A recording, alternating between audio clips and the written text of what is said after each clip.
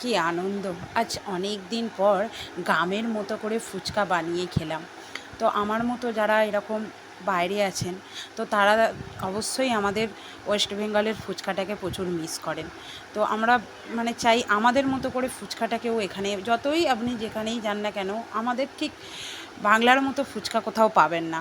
তো কি সুন্দর করে একটু আলুটাকে ঝাল ঝাল করে পেঁয়াজ দিয়ে মাখা বলুন, তেঁতুল জল বলুন, এরকম ঠিক পাওয়া যায় না।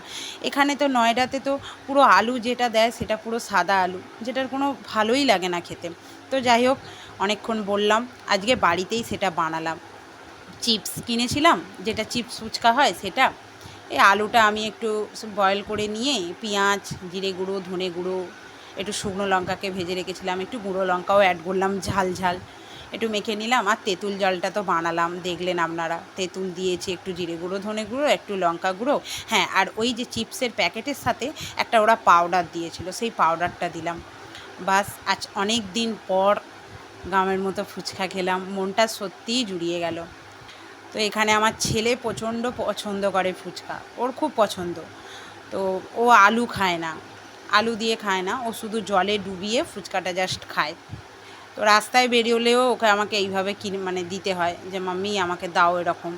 আমি তো আলু খাবো না, শুধু জলেতেই দাও।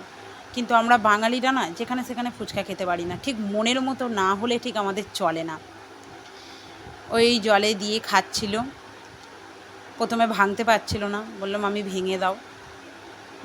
আবার বলছে টেস্টি হয়েছে। ওর খুব পছন্দের এটা। ও ফুচকা হলে ওকে আমি জিজ্ঞাসা করছি তোমার ভালো লাগছে, বলছে হ্যাঁ।